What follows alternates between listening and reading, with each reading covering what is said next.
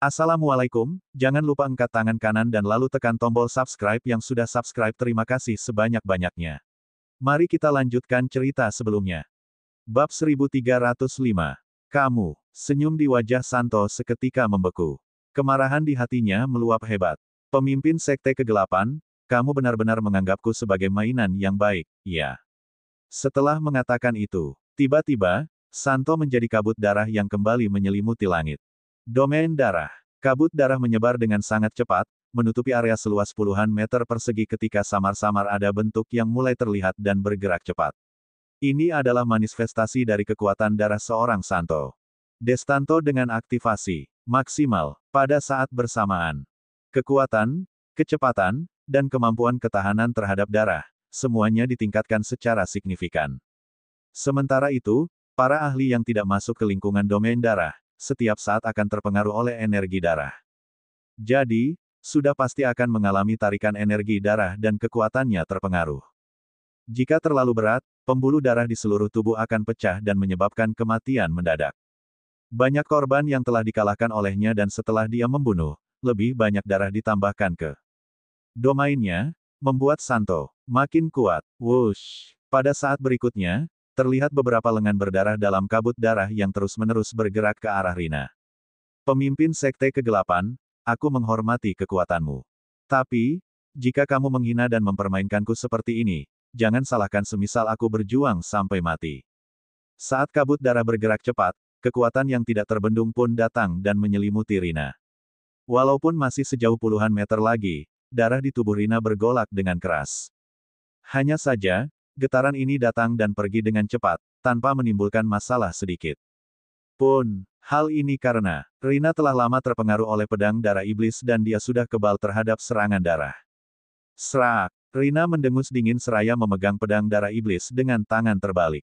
Dia memotong lengan dari bayangan darah yang samar itu hingga mengeluarkan suara yang jelas. Hanya terlihat cahaya darah yang melintas dan semua energi darahnya diserap ke dalam entah dimanapun dia berada. Saat ini, Santo masih berada di domain darah yang tak terkalahkan.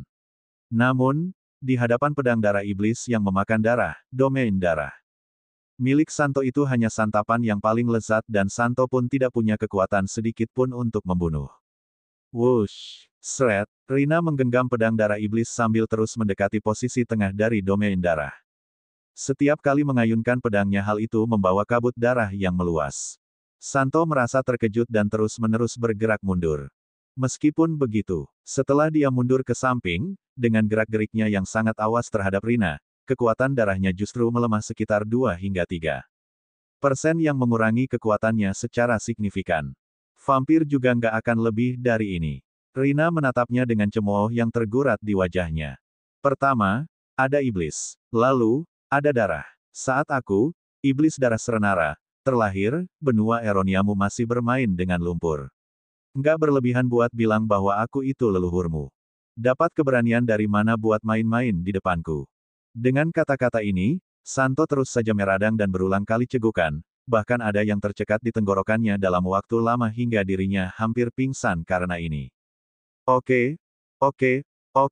Santo Destanto menghela napasnya dan berkata, oke, sampai 3 kali, bahkan hampir meledakkan dadanya. Aku ingin lihat bagaimana kekuatanmu yang sebenarnya. Serunya. Sambil dia bicara, kedua tangannya terus bergerak-gerak di udara dan geraknya makin cepat. Energi darahnya juga terbakar abis pada saat ini. Meski jaraknya jauh, Rina bisa merasakan kekuatan serangannya. Tangan darah neraka. Setelah Santo berteriak, pipi yang tidak tertutupi topeng langsung pucat pasi dan tampak kasat mata. Hal ini menunjukkan seberapa banyak darah yang telah dia keluarkan. Bersama terdengarnya teriakan itu, sebuah jejak tangan berdarah sebesar 1 meter jatuh dari langit dan menghantam kepala Rina. Mati kamu, sudah seharusnya berakhir. Trik ini, membakar setengah darah suci Santo, bahkan bagi para master alam bela diri suci, mereka akan merugi besar. Ini cuma trik kecil. Rina menghina menggunakan hentakan suara. Pada saat tangan darah neraka berada di atas kepala, tiba-tiba dia melambaikan pedang darah iblis dan mengeluarkan 2 sinar darah yang mengejutkan. Bab 1306. Hus! Suara dengung pun terus terdengar. Serangan dahsyat telapak tangan darah seketika lenyap dengan satu serangan milik Rina. Hanya tersisa kabut darah yang perlahan-lahan memudar. Kamu. Usai melepas serangan terkuat, kondisi Santo pun melemah. Namun, Santo sangat terkejut. Melihat kejadian tersebut sampai tak bisa berkata-kata. Pemimpin Sekte Kegelapan, ternyata memiliki kekuatan alam bela diri suci. Kekuatan itu disebut kekuatan terlarang di benua Eronia. Sekaligus tingkatan kekuatan di Serenara yang sangat didambakan oleh Santo, tetapi sulit untuk dicapai. Ternyata, dia adalah master kekuatan terlarang. Aku terlalu ceroboh. Santo yang ketakutan dan putus asa segera mengeluarkan kunci dan berkata dengan tulus. Pemimpin Sekte Kegelapan, saya sudah ceroboh menyinggung Anda. Ini adalah kunci gudang harta. Karun ratusan tahun milik benua Eronia. Di sana terdapat emas, perhiasan permata, dan beragam barang langka. Semua ini adalah kesungguhan saya, tolong maafkan saya kali ini. Selain itu, Santo yang takut Rina tak setuju pun menambahkan, setelah kembali, akan saya keluarkan perintah kepada semua orang gereja Sunsara agar tidak menyinggung Sekte Kegelapan. Kami akan keluar dari wilayah kekuasaan Anda. Tolong maafkan saya. Hukum rimba, menjadi istilah yang sangat cocok. Untuk saat ini. Santo tahu, dia bukanlah tandingan Rina dan memohon-mohon untuk mengampuni nyawanya. Sejumlah penawaran itu benar-benar menggoda. Rina melirik sekilas kunci emas itu, kemudian memalingkan sorot matanya dan berkata tanpa ragu, sayang sekali, kamu salah. Memilih orang. Sejak kamu mulai menyerang Raja Serigala, kematianmu sudah ditakdirkan. Saat kalimat terakhir itu diucapkan, pedang darah iblis di tangan Rina langsung memancarkan cahaya merah terang. Santo merasa marah. Namun, Santo tidak sanggup mengutarakannya. Di ambang kematian, sekilas cahaya tampak melintas di matanya yang mengambil sebuah tengkorak berwarna merah darah. Kemudian, saat Rina terkejut, Santo memotong tangan kirinya dan membuat darah bercipratan ke arah tengkorak itu. Hus! Darah tampak tumpah di atas tengkorak tersebut, lalu seketika terbakar dan membentuk sebuah tirai darah yang kuat. Karena kejadian itu, Santo kehilangan banyak darah. Kulitnya tampak pucat pasi bak orang mati. Banyak tingkah. Rina menghampirinya dengan kecepatan penuh. Hus! Santo, yang melihatnya sekilas, segera melempar tengkorak pada Rina. Duar! Pada momen berikutnya, tengkorak warna merah darah itu pun meledak bagai bom TNT, menimbulkan ledakan dahsyat yang menghancurkan segalanya. Itu merupakan serangan terakhir Master Alam Bela Diri Suci. Sebagai orang pertama yang terdampak, Rina terpaksa memakai pedang darah iblis dan mengeluarkan jurus untuk menahannya. Dalam sekejap, seluruh tempat itu berlumuran darah. Langit-langit, lantai, bahkan udara. Semua berwarna merah darah. Setelah 10 detik berlalu dan semuanya menjadi tenang. Sosok Santo sudah berubah menjadi bayangan hitam di kejauhan dan terus memudar dengan cepat. Rina sontak mendengus dan bersiap untuk mengejarnya, tetapi ketika mendengar Teguh terbangun di belakang, membuatnya membatalkan niat sembari menyarungkan pedang darah iblis. Bab 1307. Pemimpin Sekte Kegelapan. Kondisi tubuh Teguh sangat buruk, tetapi dia tetap memaksa berjalan dengan terhuyung-huyung dan tersenyum sembari berkata, ini adalah pertemuan ketiga kita. Rina, yang khawatir ketahuan, hanya menjawab dengan dehaman. Terima kasih atas bantuannya. Kalau tidak, mungkin saya sudah jadi mayat. Teguh tersenyum bahagia dengan bekas darah di ujung bibirnya yang tampak agak menyeramkan. Saya harap, pemimpin sekte mau memberitahukan identitas supaya saya bisa mengingatnya. Rina menjawab, Shanice Dev. Teguh dan Shanice, benar-benar cocok. Pemimpin sekte. Usai mendengar itu, Teguh tak bisa menahan senyum di wajahnya. Saya sangat berterima kasih atas bantuan Anda dan bertanya dengan tulus, tapi Anda malah menggunakan nama palsu. Bukankah itu berlebihan? Anda adalah seorang wanita, tapi memberitahukan nama Anda adalah Shanice Dev. Apakah Anda berpikir bahwa saya bodoh? Wajah Rina di balik topeng agak merona, lalu bertanya, Raja Serigala, mengetahui kalau aku seorang wanita. Teguh memperhatikannya dari bawah ke atas, agak kebingungan saat menjawab, tangan, kaki, sikap, bahkan suara Anda yang diubah adalah buktinya. Rina baru menyadari bahwa dirinya masih banyak celah. Untung saja, Teguh masih belum mengetahui identitasnya. Semua orang bilang, Raja Serigala bukan hanya mahir ilmu medis dan bela diri, tapi juga memiliki mata yang tajam. Pertemuan hari ini, sudah membuktikan rumor tersebut. Rina memujinya dengan halus, lalu menambahkan, sebenarnya, Namaku adalah Tania Silia, berasal dari keluarga ahli bela diri kuno yang bersembunyi selama bertahun-tahun. Tania Silia, jangankan namanya, Teguh saja tidak bisa menebak dari keluarga bela diri kuno mana dia berasal. Namun, karena dia sudah berkata seperti itu, Teguh enggan untuk bertanya lebih lanjut. Berpenampilan anggun bagaikan salju. Nama yang bagus. Teguh mengangguk, lalu memberi hormat sambil berkata, "Terima kasih atas bantuanmu, Nona Tania. Saya dan teman saya terpisah di pulau, jadi harus segera pergi untuk mencari mereka. Maaf sudah mengganggu. Sampai jumpa lagi." Sampai jumpa. Tak lama kemudian, Teguh berlari ke arah bayangan dan yang lainnya, kemudian pergi. Melihat sosok Teguh yang makin menjauh, Rina pun lega. Pemimpin sekte, Manggala Naga menghampiri dan bertanya dengan suara lirih, "Selanjutnya, apa yang harus kita lakukan?" "Bunuh Paus lebih dulu." Sorot matanya yang jernih tampak acuh tak acuh, "Lalu, bunuh semua musuh yang kita temui."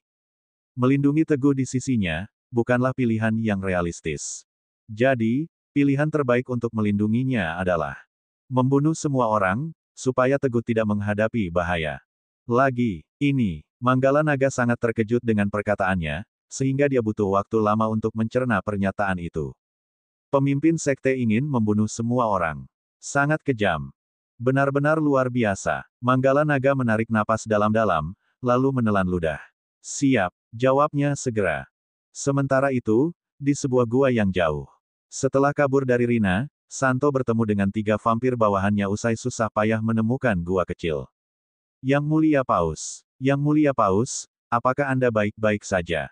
"Yang Mulia Paus," pemimpin sekte kegelapan itu terlalu ganas. Mereka bertiga merasa khawatir. "Aku baik-baik saja."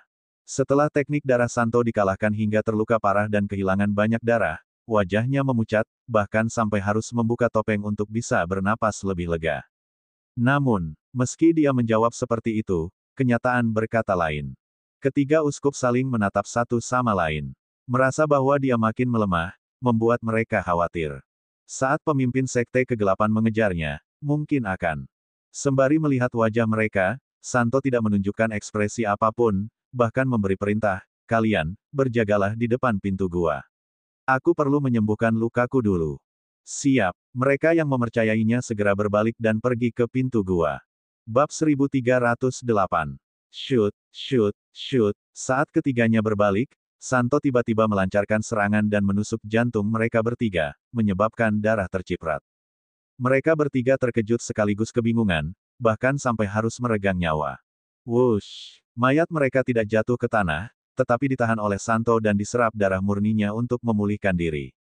Tak ada cara lain, dia terluka cukup parah. Kalau tidak menggunakan cara ini untuk menyembuhkan lukanya, mungkin tidak akan bisa keluar dari Pulau Posei. Sesaat kemudian, ketiga mayat tersebut berubah menjadi mayat kering. Kondisi Santo menjadi sedikit lebih baik. Pemimpin sekte kegelapan. "Aku akan mengingat dendam ini."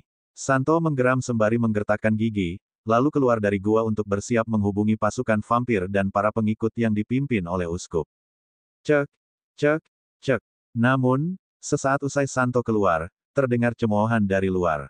Siapa kira, Yang Mulia Paus Gereja Sunzara dari benua Eronia, salah satu dari 3 ahli tingkat iblis, akan ada di posisi yang begitu terpuruk. Benar-benar fakta yang menarik, hahaha. Perkataannya terdengar sangat santai. Karena ejekan yang sangat liar ini, Santo malu sekaligus marah.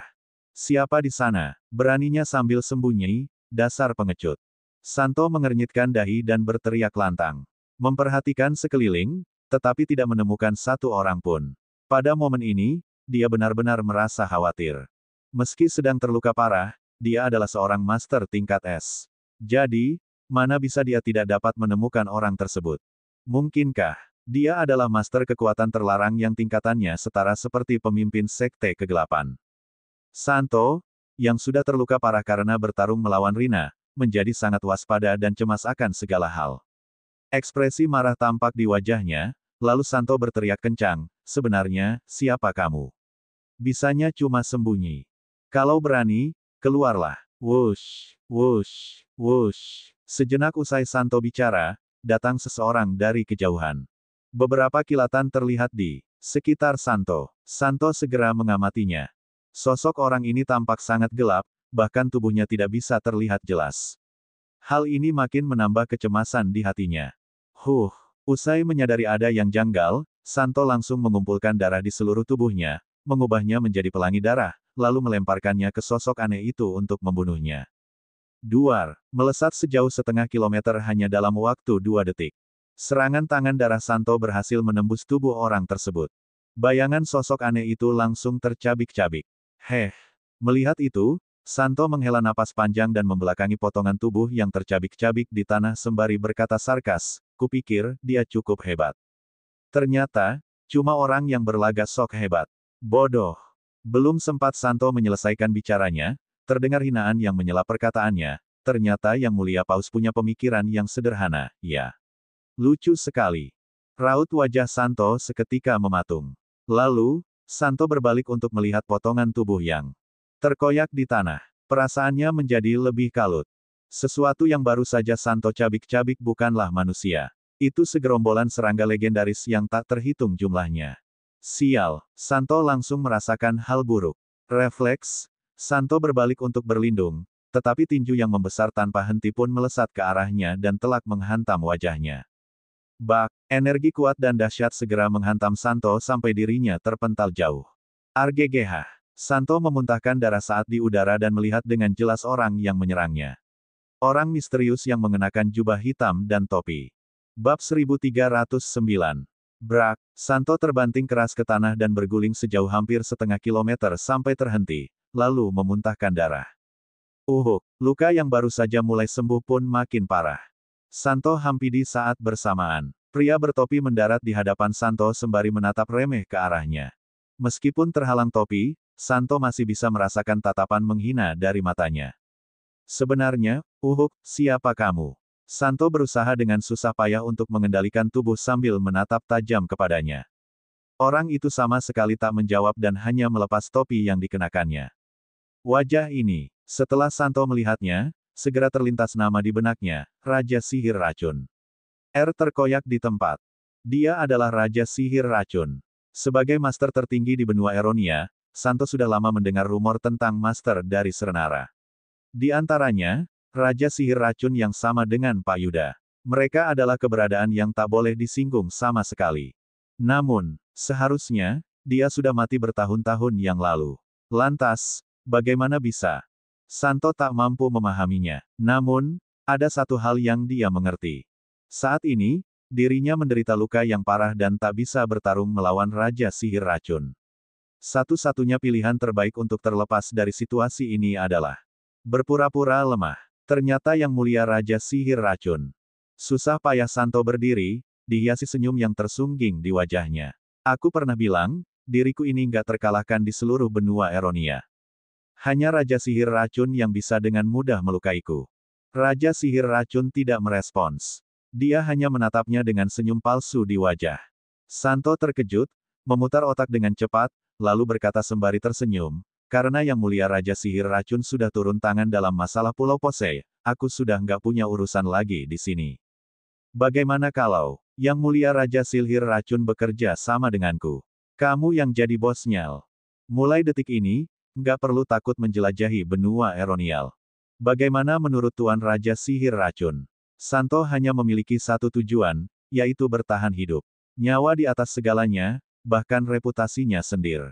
Hal itu merupakan pilihan bodoh. Gereja Sunzara memiliki banyak pengikut dan punya kekuasaan yang besar di benua Eronia. Itu merupakan modal yang bagus dan layak untuk bekerja sama dengan kau.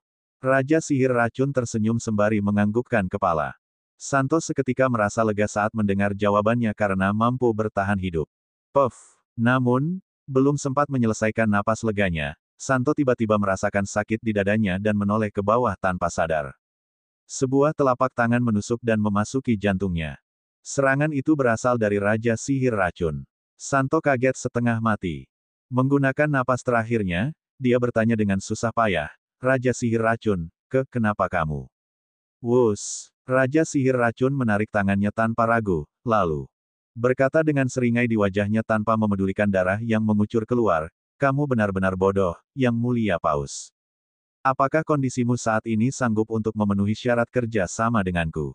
Aku cuma ingin beberapa bawahanmu. Setelah bicara seperti itu, Raja Sihir Racun menahan tubuh Santo, lalu menggunakan baju putihnya yang bersimbah darah guna membersihkan tangannya yang berlumuran darah dengan sangat tenang. Paus terjatuh ke tanah dengan perasaan tak rela. Oke, sudah cukup. Usai darahnya mengering, Raja Sihir Racun membuka tangannya dan memasukkan seekor serangga legendaris ke jasad Paus dan membuat beberapa gerakan tangan, lalu berbalik pergi. Jasad Paus bergerak di bawah kendali serangga legendaris yang mengikutinya dari belakang. Beberapa saat kemudian, Rina bersama orang-orang dari Sekte Kegelapan tiba di tempat itu. Melihat tak ada apa-apa di sana, Rina merasa agak kebingungan. Rina baru saja merasakan energi darah unik milik Paus. Mestinya, dia masih ada di sekitar sini. Lantas, mana mungkin dia tidak menemukannya? Cerita bersambung.